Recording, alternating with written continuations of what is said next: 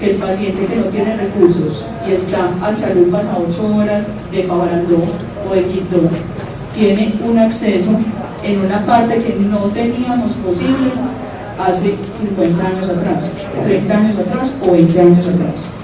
Entonces, el futuro yo pienso que no es muy lejano, pienso que va a ser un poco más próximo, pero tenemos que enfrentarnos a él y tenemos que saber cómo vamos a enfrentar el diagnóstico de los ángulos en ese momento. ¿Será que estamos cambiando la clínica por la paraclínica? No crean que es para política ni para militar, no. O sea, los paraclínicos son en este momento ayudas diagnósticas muy importantes y son operador dependiente. Entonces, el cambio de la parte angular en los pacientes con Pentacam, con VM, con OCT de segmento anterior y con Visante, hacen que las valoraciones del ángulo sean diferentes en penumbra, en luz, según la mirada hacia arriba o hacia abajo del paciente, y depende también de la persona que realiza el examen. Entonces no es lo mismo yo, que no hago VM, me voy a hago una VM y mido el ángulo, a una persona que tiene experticia en el tema y realiza las mediciones juiciosas y reiterativas del paciente. Entonces, levanten la mano quienes evalúan los pacientes con Visante. El Visante nuestro medio no existe, que es el OCT de segmento anterior, por eso no lo hacemos. Pero si existiera, sería una alternativa buena para evaluar la parte del segmento anterior. Pentacam para ángulo, ¿quién lo pide? Ninguno, porque no es específico en la parte de valoración del ángulo y deja una sombra alrededor del iris y alrededor del cristalino. VM, exactamente, porque es un examen mucho más dinámico que los anteriores. Los anteriores evalúan solamente la parte en foto, como lo hace un OCT o como lo hace una angiografía. Pues la angiografía es un poquito dinámica, depende de la imagen, pero depende, se toma la foto, se saca la foto y eso es lo que produce. En cambio el VM depende mucho de la medición, depende mucho de la subjetividad y depende mucho de lo que yo comente con el ecografista de ese paciente. Vemos cómo le ves este ángulo, no, yo se lo veo estrecho, vemos cómo ves este paciente, ¿será que tiene irioplastia? ¿Será que tiene iridotomía? O sea, son cosas que se pueden hacer muchísimo más dialogadas en el momento del examen. ¿Por qué hemos pedido VM? Primero, porque no es un examen costoso y se accede a él. Segundo, porque tenemos personas excelentes en la medición de los ángulos, ¿cierto? Entonces yo les decía, Catalina, pero vos, ¿por qué sos tan exigente pidiendo una medición de cada cuadrante del ángulo? Porque no es lo mismo yo tener un promedio de un ángulo de 6, 10, 30 y 30, sume los valores, a evaluar cuáles son los ángulos que están estrechos y mirar cuál es la parte de la probabilidad que yo tengo de mejorar, sea con un láser o sea con un procedimiento quirúrgico. Entonces, cuando a mí me reportan, por ejemplo, un VM promedio, el promedio del VM 13, pues sí, ¿cuál es tu nombre? Catalina, pero ¿cuántas Catalinas hay? ¿Cierto? O sea, lo importante es determinar y clasificar ese ángulo. Cuando uno mira un promedio, sí 13, pero no es ideal. Lo ideal es medirlo por los cuadrantes superior, inferior, nasal, temporal.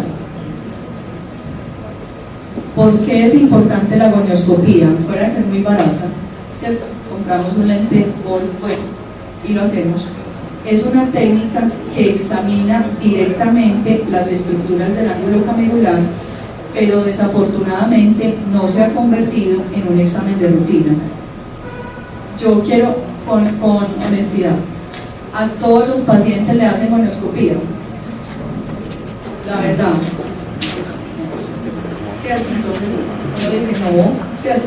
Pues uno sí, porque está todo el día viendo glaucoma, pero no es un examen de rutina en una consulta normal.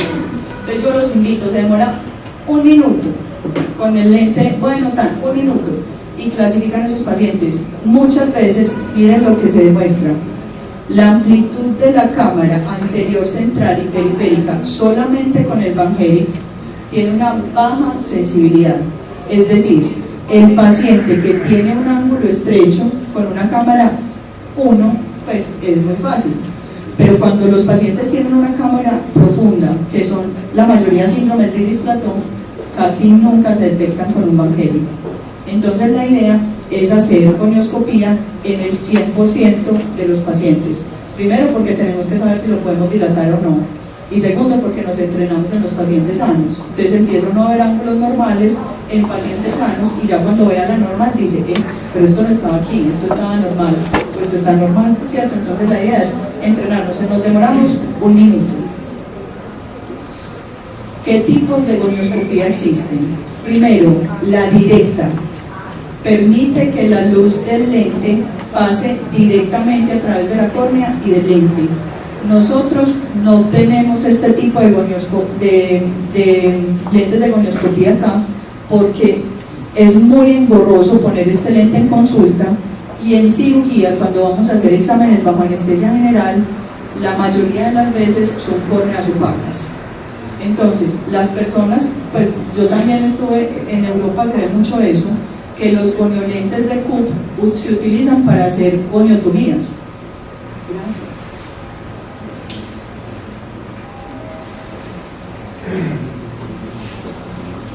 Se utilizan para hacer goniotomías, pero en nuestro medio el 95% de los pacientes que nos llevan con glaucoma congénito tienen córneas blancas.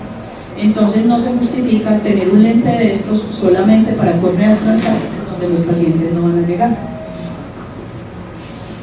La gonioscopía indirecta es la que nosotros realizamos. Permite que la luz de la cámara anterior pase a través de la córnea y se pueda visualizar en 360 grados el ángulo.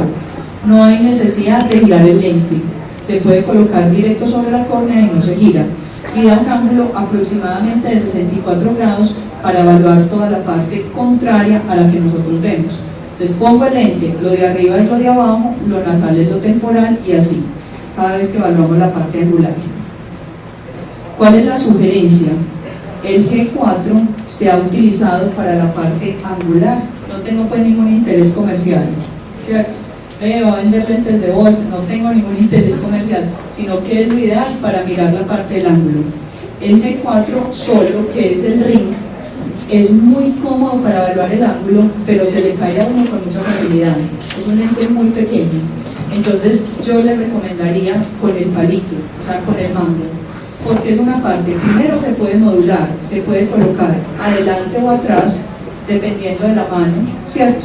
Y lo otro, que el lente es muy pequeñito, entonces no tiene la posibilidad de que se le caiga a uno con facilidad. Yo ya reventé 2 de estos. Entonces, cuando uno pone el lente, el paciente parpadea y con facilidad se puede caer. Eso depende mucho. Hay gente que le gusta mucho porque es más fácil colocarlo, pero se los digo, es como es más fácil el de mano. Porque ya no se utilizan los lentes de Goldman, ni el lente Latina, ni los lentes que se utilizaban para el ángulo, porque cambian la conformación angular. En algunos pacientes lo abren o en otros pacientes lo cierran. Pero lo importante es que acá no se puede hacer dinámica, o sea, yo no puedo hundir y mirar si existe o no algún cambio angular.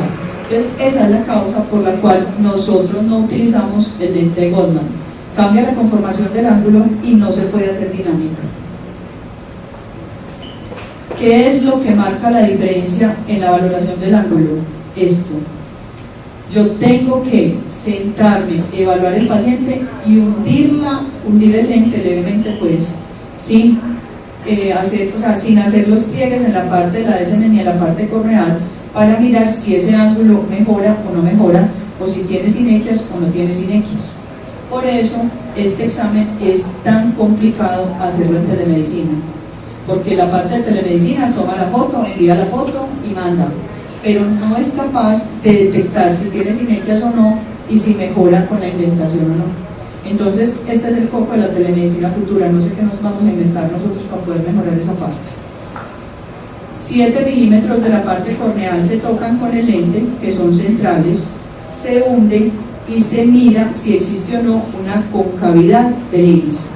Si tiene una concavidad del iris, se pueden ver las estructuras del ángulo y se determina qué tipo de ángulo tiene o qué características tiene. Cuando yo no lo hago, simplemente veo si es estrecho o es abierto, como lo hace el resto de los paraclínicos. Cuando yo tengo sinequias, el diagnóstico me cambia. Si yo tengo un paciente con sospecha de cierre angular primario, es porque le hago dinámica y me abre en 360. Pero si yo tengo sinequias en un cuadrante o son distribuidas de manera aleatoria, yo ya no tengo un solo tipo de hallazgo de sospecha de cierre angular, sino que tengo un cierre angular primario. O sea, ese paciente ha tenido múltiples toques y ya tiene cicatrices angulares. La presión del lente sobre la córnea la vuelve cóncava y se determinan aposición y sinequias. Yo, como les digo, pregunta de examen. ¿Por qué se hace gonioscopía dinámica? ¿Por qué se evalúan si existe solamente aposición o tiene sinequias? Y dependiendo de eso se clasifican los ángulos y se hace el manejo. Esta fotografía la tenemos todos. Yo creo que Luis Fernando tenía un cuadro gigante de esta fotografía en el consultorio y es una parte muy clara de qué tenemos que buscar en la parte angular.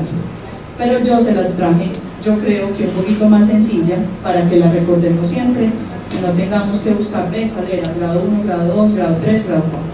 Entonces recordemos la clasificación y la anatomía del ángulo camerular. Les voy a traer, creo, lo más simple posible para que no se preocupen que a todos nos ha dado duro gonioscopía. Entonces es algo dinámico, algo que no hacemos rutinario y quiero que lo veamos mucho más simple.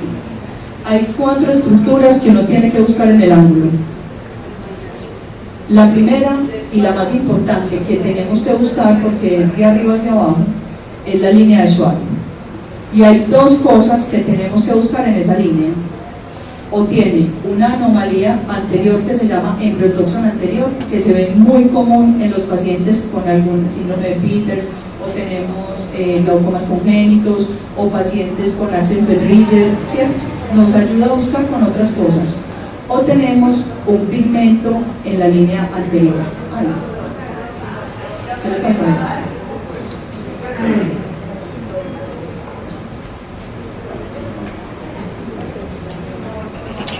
Bueno, entonces lo primero que tengo que recordar, línea de Schwalbe, y tiene o embryotoxon o tiene pigmento. Si no tiene ninguna de esas dos, es una línea normal. Pero cuando yo veo la línea de Schwalbe acá, la veo, algunos libros la describen bonito, como cuando llega la ola del mar a la playa, que ya llega y se va, en esa forma que es irregular, pero tiene una sombrita como blanca. Entonces es bueno recordarla y asociarla con eso. Entonces es como esta linecita diminuta que se ve en la parte anterior, y yo sé que si no está así, cuando yo la veo normal, o tiene pigmento y es una línea de San Paulesi y tengo un síndrome de dispersión pigmentaria, o tengo un embryotoxon y es una anomalía congénita. ¿Listo? La segunda estructura, la malla trabecular. Entonces, primero, línea de Schwalbe, embryotoxon o pigmento con línea de San Paulesi. La segunda, que es la malla trabecular. La malla trabecular determina qué tipo de pigmento tiene el paciente. Generalmente nosotros somos muy pigmentados, porque somos pues exquisitos, entonces somos más negritos de lo normal.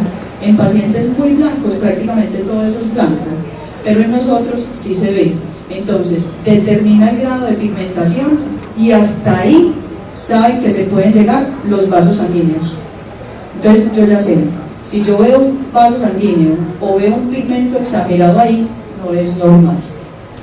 Y en ese caso yo ya determino qué tipo de hallazgo angular encuentro.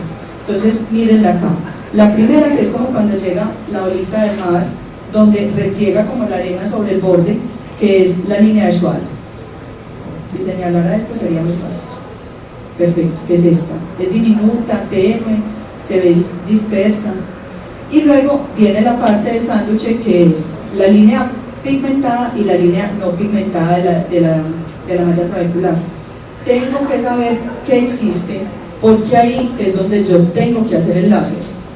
Entonces, cuando nosotros teníamos argón, el argón creaba muchísimas sinequias cuando nosotros lo hacíamos por debajo de esa línea.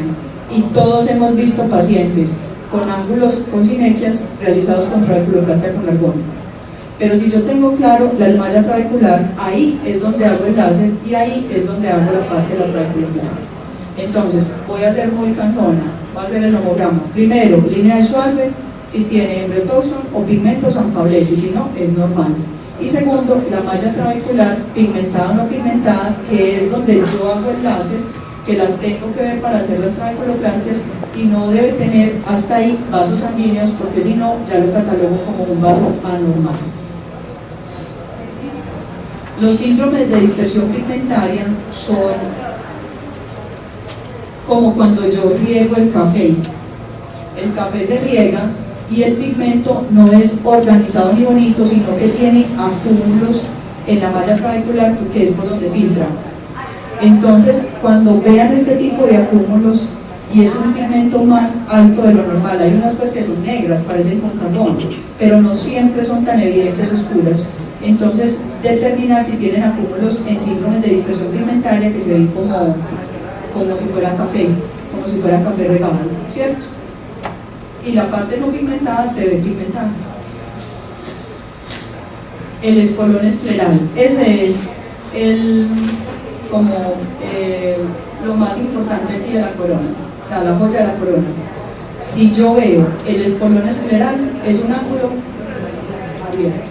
Entonces, cuando yo tengo el espolón escleral visible, yo ya sé que se determina un ángulo abierto. Ya después del ángulo abierto ya lo clasifico, si tiene o no pigmento, si tiene o no clip biangular, etc. Ya les voy a explicar un poco. Es una línea blanca prominente y esto se ve como un sándwich. Entonces, la parte de la sombrita que se ve la línea de Schwalbe, que es esta. Después se ve la malla no pigmentada y luego la malla pigmentada, y luego de la malla pigmentada se ve el ángulo, que es una amplitud adecuada, y se ve el espolón escleral.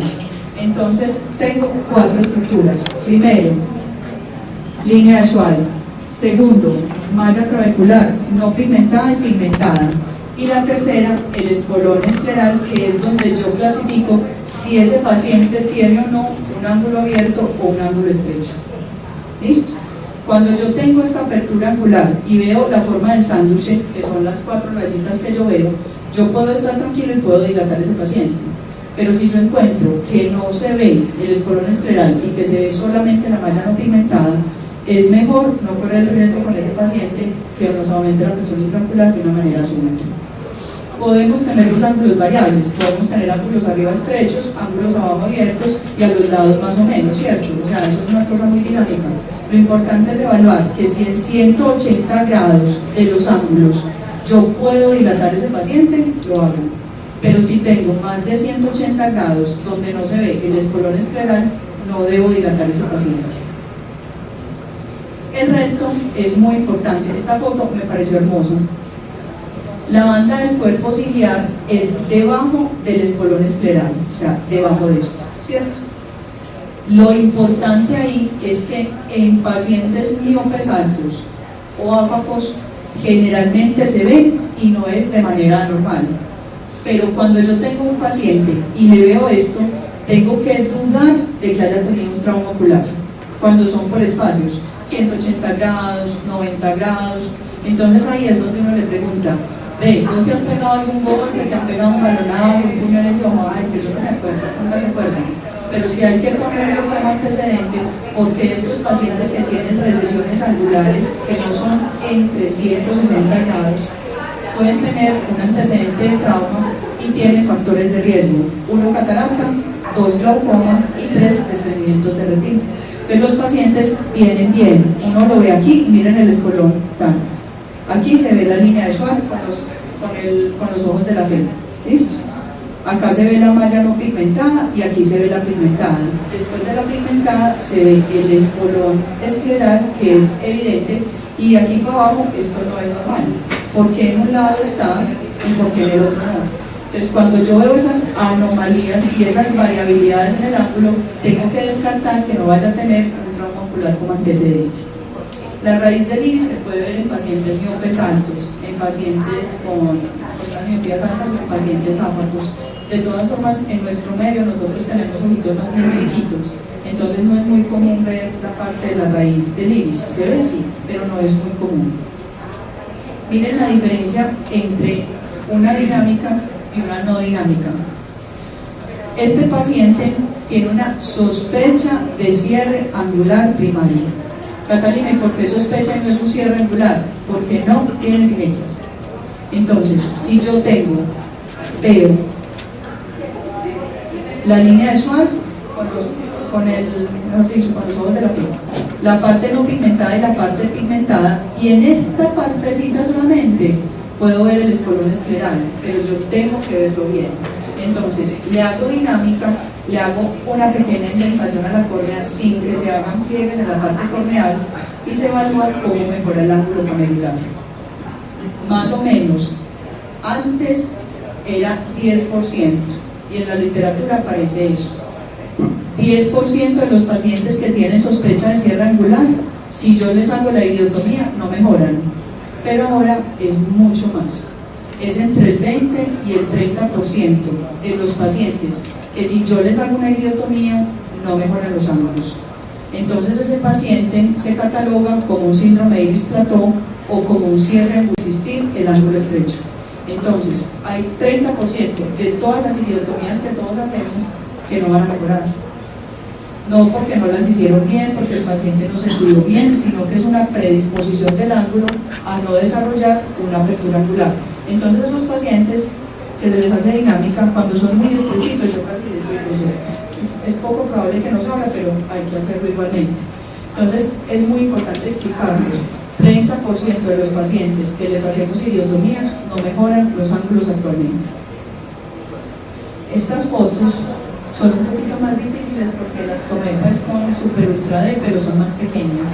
Entonces, los iris que son como elevaditos, como en cráter, cuando yo evalúo la parte de los dos, yo digo, esto será un iris plató de entrada. Cuando les hago la dinámica, miren lo poco que abre este. Y miren la diferencia de este. Yo ya a este le hago el espolón escleral.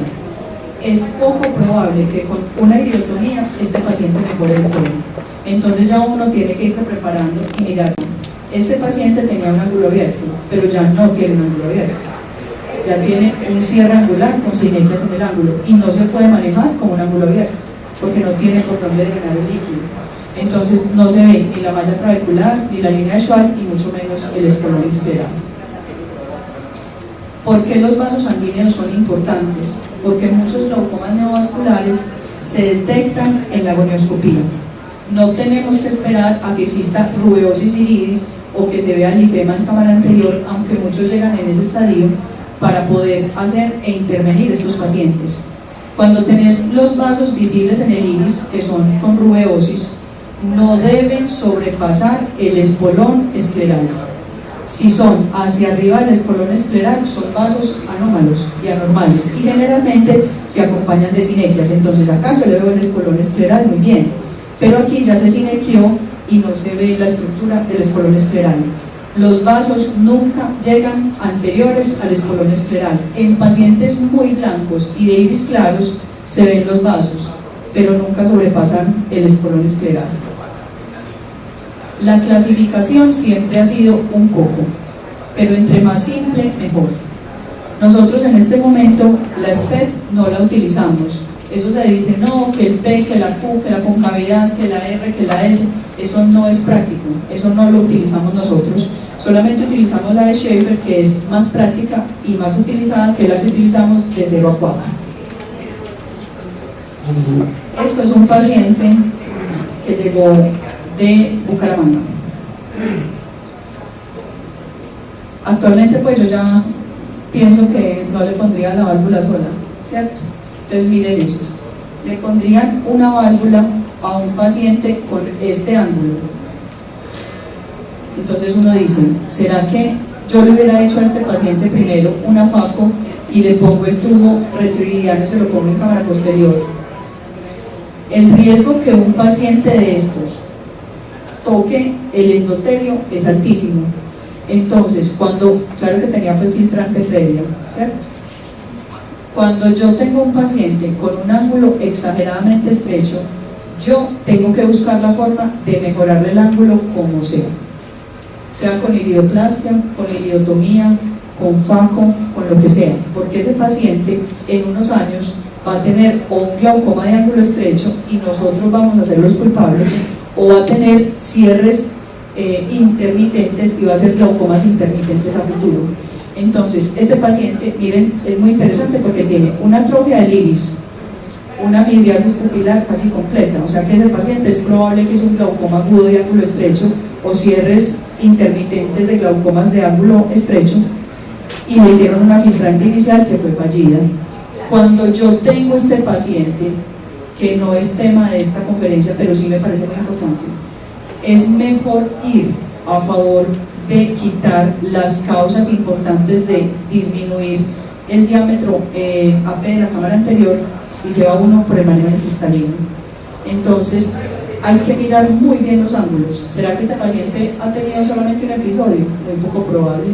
Un episodio de estos ha sido múltiple, y son múltiples episodios para tener atrofias de iris con pupilas midriáticas. Miren este paciente. 30% de los pacientes con iridotomía no mejoran los ángulos. Entonces se le hizo una iridoplastia. La iridoplastia se hace dependiendo del paciente. Cuando yo evalúo ya la iridoplastia, miren cómo mejora la parte angular. Yo ya veo la línea no pigmentada, la línea pigmentada, y veo acá la parte del espolón escleral, que es leve y tenue, ¿cierto? Entonces, como sea, le tenemos que mejorar los ángulos al paciente. Hay pacientes que uno les hace todo y los pacientes ya tienen ángulos iniquiados, pero igual hemos tenido como un largo camino en ese caso para poder mejorar la apertura angular. Miren esto, una trabeculoplastia con argón previa. Esta foto sí es de internet y se ve cómo quedan en tiendas de campaña. Son hasta bonitas, las ve uno y son como constantes. Cuando son sinequias episódicas que no tienen como regularidad, uno piensa que han tenido cierres angulares, pero cuando son tan continuas, sabe uno que son producidas por el láser. Y en glaucomas neovasculares, yo no necesito evaluar la parte del coágulo en el ángulo o en la parte inferior con IFEMA, sino evaluar que los vasos llegan solamente hasta el espolón escleral. Entonces, resumen: primero, línea de Schwalbe, pigmento, Sanpaolesi, o tengo una entretorsión anterior, o sea, o una anomalía o pigmento. Segundo, malla no pigmentada y malla pigmentada. Tercero, pues en esta podemos mirar que nosotros tenemos un pigmento un poquito más alto. Tercero, espolón escleral. El espolón escleral es fundamental para determinar si el ángulo es abierto o es estrecho. Y hasta ahí llegan los vasos. Y de ahí para adelante evalúo si es simétrico o si es asimétrico. Si tengo una recesión angular donde tuve un trauma, se ven hasta la raíz del iris, pero si no lo tengo, la mayoría de los pacientes tienen por debajo del espolón escleral la parte de se las voy a mostrar, la banda del cuerpo ciliar, que es esta estructura, ¿cierto? O sea, donde se agarra el iris.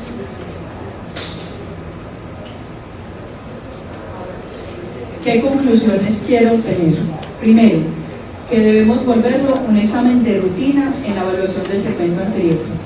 Todos los pacientes deben tener conioscopía. 2. Indispensable para el abordaje del paciente con sospecha o con tratamiento de glaucoma. Y recordemos que es dinámica.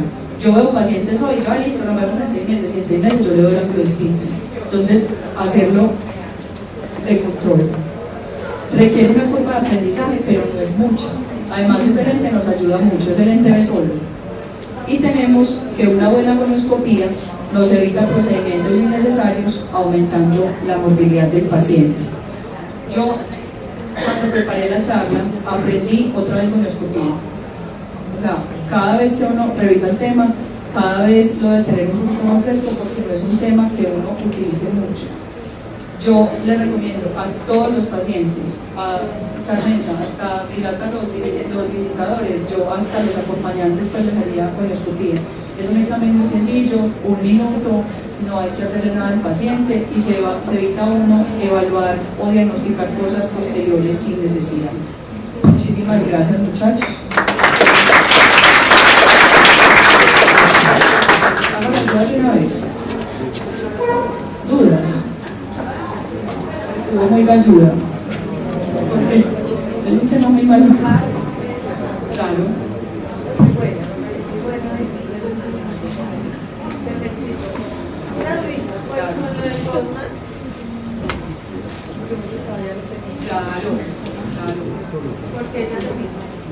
Por dos cosas, Lili. La primera, porque el tamaño del Goldman es más grande que el tamaño de la córnea. Entonces, cuando yo pongo el lente de 7 milímetros, que es el normal, el T4, fue el Volt.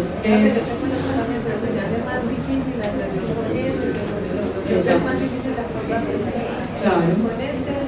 Y es más chiquito, entonces el paciente se mueve, entonces el paciente mira para abajo y se lisa, pues es más difícil. Entonces, hay dos cosas. Primero, que el lente coge por de fuera de la córnea, y lo otro es que no le puedo hacer indentación. Entonces, si yo me invento, no sé cómo está el ángulo, si tiene sinequias o si tiene solamente posición. Esas son las dos motivos.